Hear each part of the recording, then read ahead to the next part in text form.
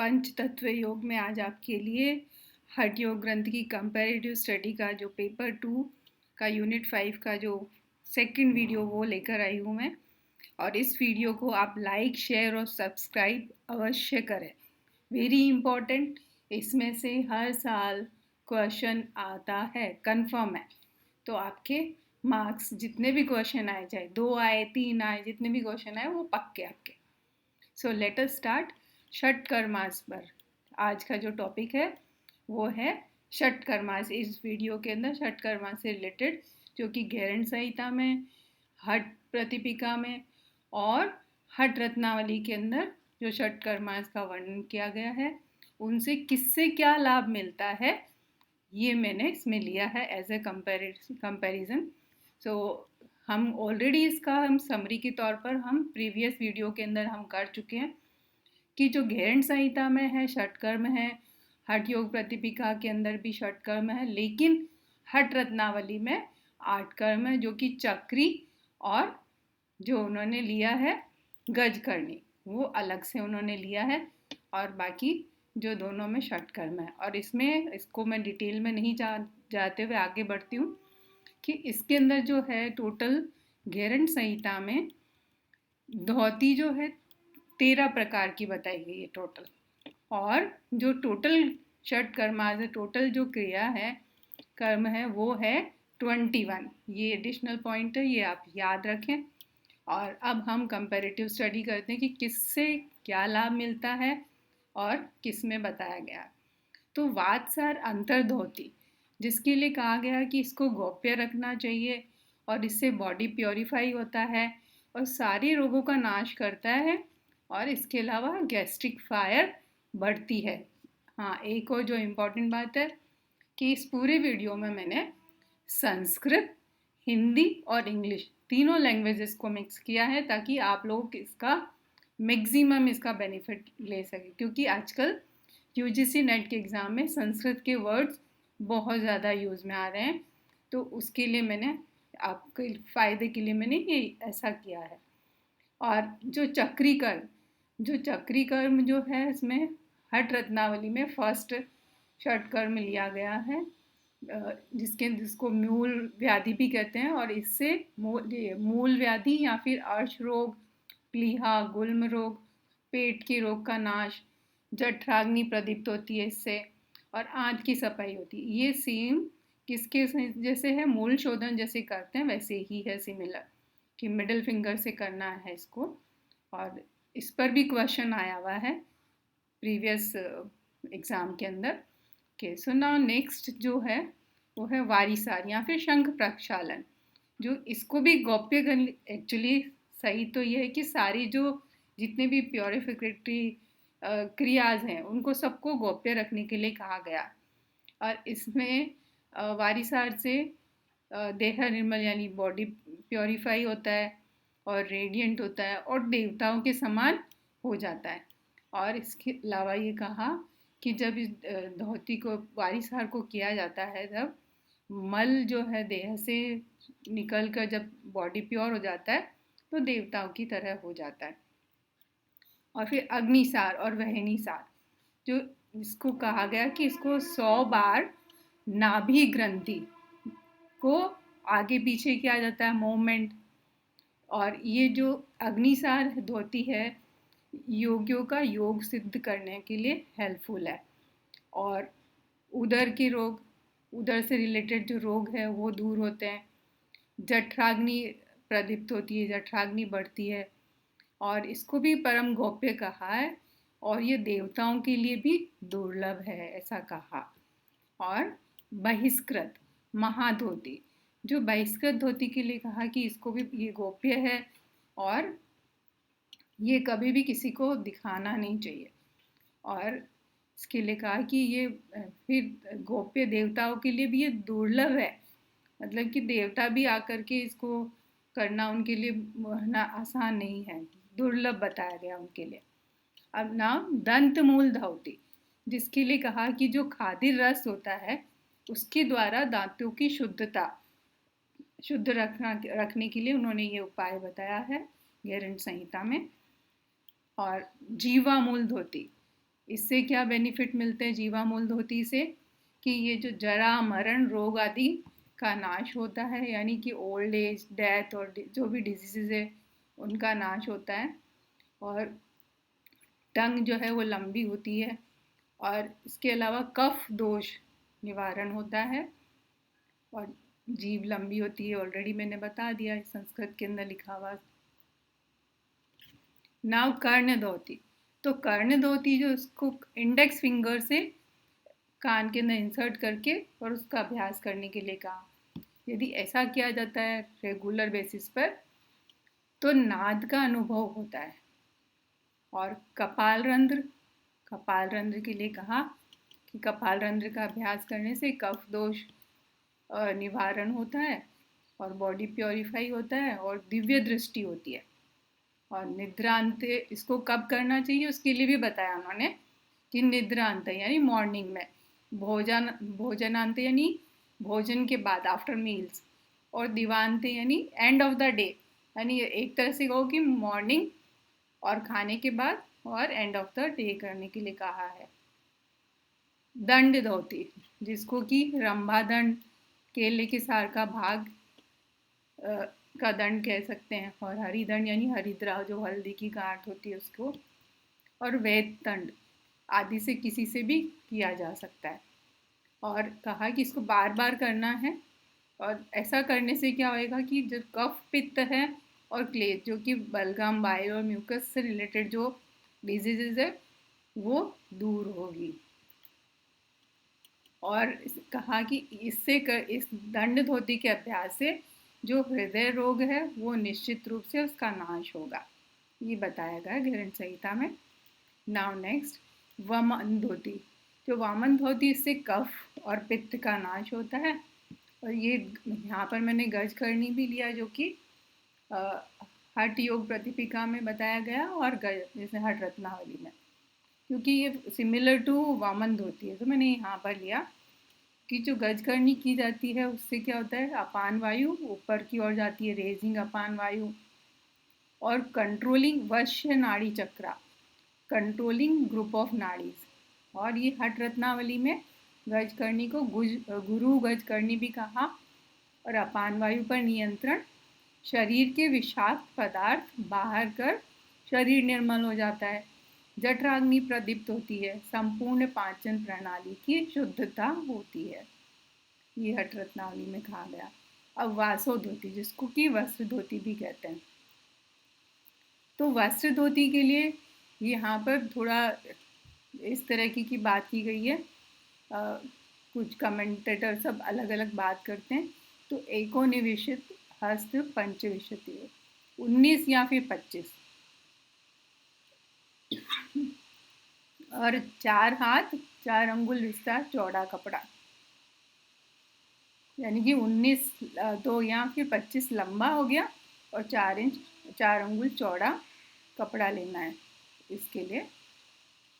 और यही बात जो है इसके अंदर हठ योग प्रतिपिका में कहा गया, 4 अंगुल चौड़ा और 15 हाथ लंबा। और हठ रत्नावली में 4 अंगुल चौड़ा और 20 हाथ लंबा। तो तीनों में अलग अलग है, तो ये हमें याद रखना। सिर्फ एक सेम है कि चौड़ाई सबकी तीनों में सेम है, लेकिन लंबाई तीनों में अलग अलग है। और इसके लाभ क्या है, तो लाभ के लिए गुल्म, ज्वर, प्लेहा, कुष्ठ, कफ, पित्त आदि रोगों का नाश होता है। और जो कहा कि जो आरोग्य, जिस दिन पर दिन क्या होता है कि हेल्थ, स्ट्रेंथ और ग्रोथ बढ़ती जाती है। और हठ योग प्रतिपिका के अंदर कहा, कास, श्वास, प्लीह, कुष्ठ, कफ रोग आदि जो है 20 तरह के कफ रोगों का नाश होता है। और सेम बात इसके अंदर भी कही है, हठ रत्नावली के अंदर भी, जो कास, श्वास, प्लीह, कुष्ठ और कफ रोगाश्च विशंति, यानी 20 तरह के कफ रोगों का नाश होता है। तो इन दोनों में सेम बेनिफिट्स हैं। इनफैक्ट इसके अंदर भी कुछ बातें सेम हैं और कुछ अलग है। सिर्फ इसमें गुल्म और ज्वर भी लिखा गया है, लेकिन इसमें नहीं, सूत्र श्लोक के अंदर नहीं लिखा गया है। ओके, सो नाउ नेक्स्ट मूल शोधन। जो मूल शोधन है गहरण संहिता के अंदर बताया गया कि जो हल्दी की गांठ पीत मूलस्य दंडेन मध्यमांगुलिनी नापी वा, या तो पीत वही हल्दी की गांठ या फिर मध्यम अंगुली से उसका अभ्यास करना है। और ऐसा करने से क्या होता है, एक तो कॉन्स्टिपेशन दूर होता है, इनडाइजेशन दूर होता है और रेडियंट कॉम्प्लेक्स की प्राप्ति होती है। और फिर आगे और कह रहे हैं कि जो कांति पुष्टोच्च वही मंडल दीपनम नरिशमेंट मिलता है बॉडी को और जठराग्नि बढ़ती है। और सेम जो मूल शोधन जो है कि चक्री के जैसे ही, तो चक्री कर्म जो है श्रीनिवास भट्ट जी ने जो पहला कर्म बताया उन्होंने भी यही कहा कि मिडिल फिंगर से करना होता है। यहाँ पर भी मिडिल फिंगर की बात की गई है। ओके, सो नाउ नेक्स्ट जो हमारा षट कर्म है उसके अंदर जल बस्ती। तो जल बस्ती की बात तीनों में की गई है। तो जल बस्ती से गैरन संहिता में कहा यूरिनरी डिसऑर्डर प्रमेह उदावर्तम यानी डाइजेशन डिसऑर्डर को दूर करता है और क्रूर वायु का निवारण करता है। और फिर जब ये सब बॉडी की स्वच्छता हो जाती है तो बॉडी कैसा हो जाता है, कामदेव के समान हो जाता है। ये बात किसमें कही गई है, गहरण संहिता में। इस तरीके के क्वेश्चन आ जाते हैं तो उसे हमें याद रखना है। बस्ती, जो जल बस्ती यहाँ पर जो कहा गूल में प्लीहो उदरम चापी वात पित्त कफ आदि इन सब रोगों का नाश करता है, इनसे रिलेटेड सारी डिजीज़ का नाश करता है। और इसके अलावा जो धातु से रिलेटेड धातु का जो बढ़ना होता है और इंद्रिया धातुंद्रिया यानी धातु और इंद्रिय से रिलेटेड अंतकरण की शुद्धता होती है, कांति होती है और जठराग्नि बढ़ती है। और जो जितने भी दोष है ह्यूमर से रिलेटेड उन दोषों का नाश करता है। और ऑलमोस्ट सेम बात इसके अंदर भी कही है, हठ रत्नावली के अंदर भी जल बस्ती से। इसमें दो प्रकार की बस्ती बताई है, वायु और जल बस्ती। तो जल बस्ती के लिए उन्होंने कहा गूल में प्लीहोदरम वात पित्त कफादिकम रोगों का निदान, स्फूर्तिदायक पुष्टिदायक देह कांति दहन प्रदीप्ति और शरीर के जीर्ण रोगों को पूर्ण रूप से नाश करता है। और शुष्क बस्ती और स्थल बस्ती गहरण संहिता के अनुसार कोष्ठ दोष न विद्यते यानी कॉन्स्टिपेशन ही नहीं होता है आज जब इस बस्ती को करते हैं। और इससे क्या होता है कि जो गैस्ट्रिक फायर है उसको स्टिमुलेट करता है और इनडाइजेशन को क्योर करता है। ना नेति कर्म से गहरण संहिता में कहा खेचरी सिद्धि की प्राप्ति होती है। एक तो नेति कर्म करने से कफ दोष दूर होते हैं और दिव्य दृष्टि की प्राप्ति होती है। और इसमें सूत्र जो यूज़ किया गया वो 9 इंच के लिए कहा गया। और हठ योग प्रतिपिका में सूत्र विसंति उन्होंने वितस्ती यानी एक हाथ सूत्र लेने के लिए बोला गया है। और कपाल शोधिनी दिव्य दृष्टि यानी इसमें भी कहा दिव्य दृष्टि और इसमें भी कहा, इवन हठ रत्नावली में भी बोला है। और जत्रु से ऊपर यानी कंधे से ऊपर जितने भी रोग होते हैं वो इन रोगों का नाश करता है। तो इस तरीके यहाँ पर सिर्फ इतना ही डिफरेंस है हठ योग और हठ रत्नावली में कि यहाँ पर 6 विशेषती 54 इंच सूत्र की बात की गई है और बेनिफिट लेकिन सेम बताया गया कि भी दिव्य दृष्टि है, कपाल शोधिनी है और जत्रु यानी कंधे से ऊपर के जो है जितने भी रोग हैं उन रोगों का नाश करता है नीति कर्म से। और जो कि सूत्र नीति की बात की गई है। ओके, सो नाउ नेक्स्ट जो है वो लौली की योग नौली। इससे इसका अभ्यास करने से सभी रोगों का नाश होता है और देहनाल विवर्धनम यानी जठराग्नि बढ़ती है।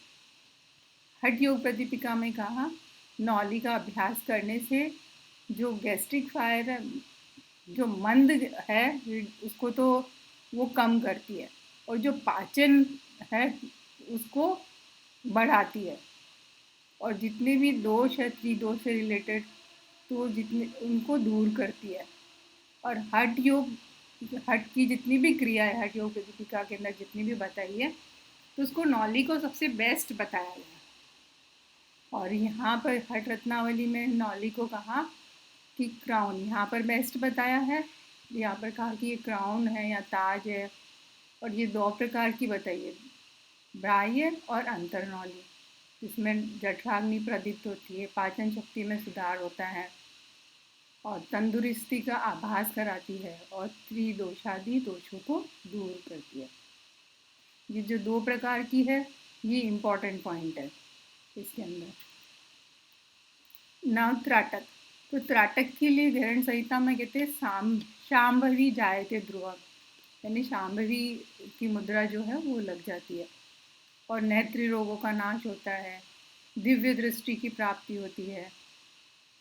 और त्राटक के लिए हठ योग प्रतिपिका में कहा मोचनम नेत्र रोगाणाम तंद्रादिनगा कपाटकम, यानी जो नेत्र रोगों का नाश करती है, यानी तंद्रा जो आलस वगैरह आता है उसको दूर करती है और गोप्य रखने के लिए बात कही है। और ये सोने की पेटी की तरह रखने की तरह बताया गया, इसे रखने के लिए कहा कि गोप्य रखना है किस तरह से, सोने की पेटी की तरह।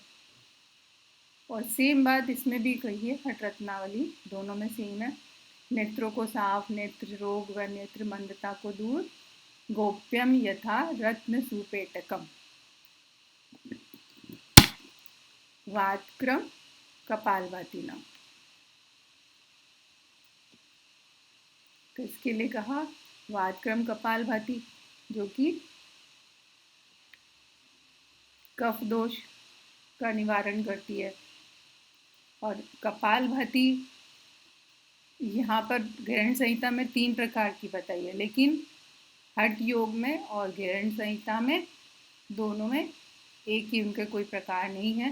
तो इसमें कपालभाति जो हठ योग प्रतिपिका में कहा कि like a pair of bellows of a black Smith, kapalbhati का अभ्यास कैसे करना है, जैसे कि बेलो जो ब्लैक स्मिथ वो अपने बैलों को किस तरीके से करना, रेचक और पूरक कि जो बेलोज की तरह करना है, ये कहा गया। और इससे कफ दोष का निवारण होता है इस तरीके से कपालभाति का अभ्यास करने से। और यही बात इसके अंदर भी कही है, हठ रत्नावली के अंदर भी। भस्त्री वल्लुह कारणम सर्व रोग विशोषिणी, कफ दोषम, पित्त दोषम, जलजन्य रोगों को मिटाता है, ये इम्पोर्टेंट पॉइंट है। ब्रह्म चक्र व कपाल की भी शुद्धि करता है। तो ये वाली बात जो ब्रह्म चक्र व कपाल की, ये इसके अंदर दोनों में नहीं कही हुई है, तो ये एक अलग पॉइंट है। जो इनमें से क्वेश्चन आता ही रहता है। ओके, सो नाउ नेक्स्ट है व्युत क्रम कपालभाति। तो व्युत क्रम कपालभाति के लिखा जो ये है बलगम से रिलेटेड, दोष निवारण करती है। और शीतक्रम कपालभाति, शीतक्रम कपालभाति का जब अभ्यास करते हैं तो बॉडी कामदेव के समान हो जाता है और कोई ओल्ड एज नहीं होती है, न जायते वार्धक और न फीवर होता है, और बॉडी स्वच्छ होकर कफ दोष का निवारण हो जाता है। यानी तीनों प्रकार की धोती से कफ दोष का निवारण तो होता ही है, उसके अलावा जो शीतक्रम से कामदेव के समान हो जाता है और ये इसमें वृद्धावस्था और फीवर नहीं आती है, इस तरीके की बात की गई है। तो ये षट कर्म से रिलेटेड जो कंपैरेटिव स्टडी थी वो कंप्लीट होगी।